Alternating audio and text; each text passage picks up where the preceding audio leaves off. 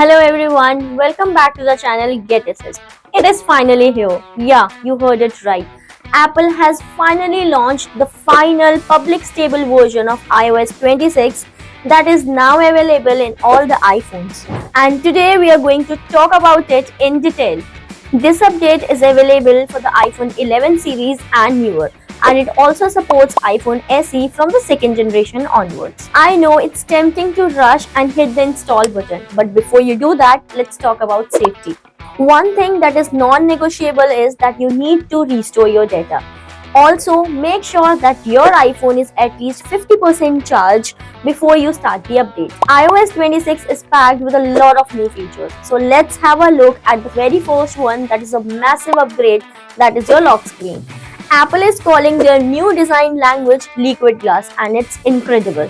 The widgets and text now look like they are blending into the wallpaper, almost as if they are floating under glass. You can now manually resize the clock, and it even adapts its size automatically based on your wallpaper. Widgets can be repositioned freely, so you are no longer stuck to a rigid grid.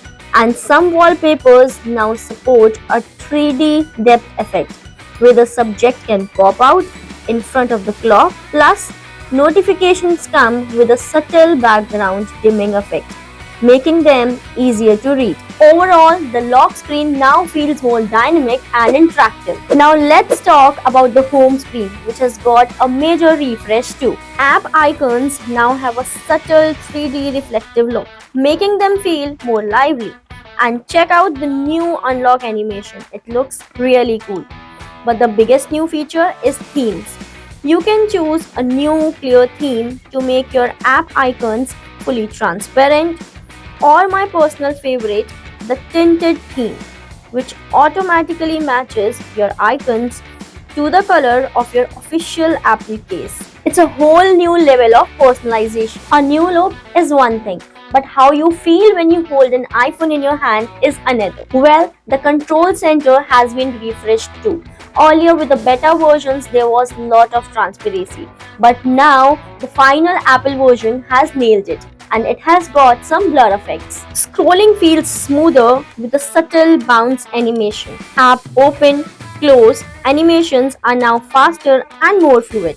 But the highlight for me is that you can now swipe back from anywhere on the screen and not just the left edge. On big screen iPhones, this is an absolute game changer. Apple has given the phone app its biggest redesign in years.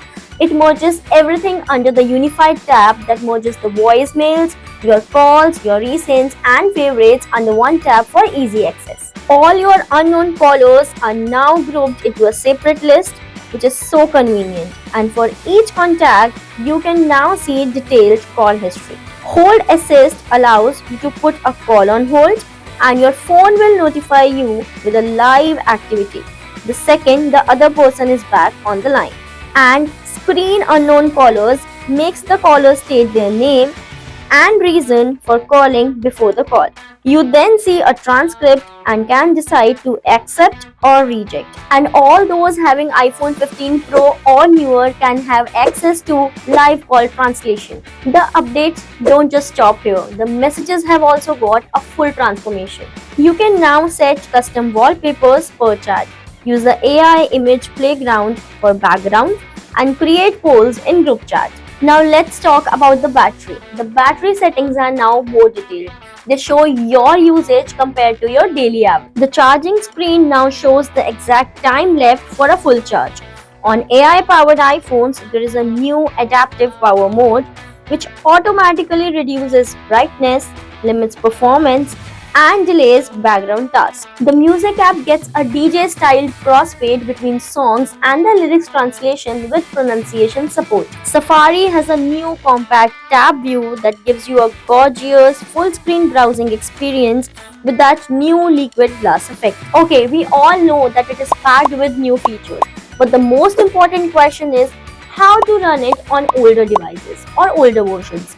So I have been using iOS 26 on my iPhone 15, and here is my verdict. The performance is excellent, the experience is overall good, there is no noticeable lag, and even the app transition feels more faster than that on iOS 25. As for battery life, it's stable. I have not noticed any kind of extra drain, which is a great news for a major update. So that was a complete deep dive into the iOS 26 and its new feature. What is the one feature you are most excited about? Do let me know in the comment section. Do like, share and subscribe, and I will see you in the next one.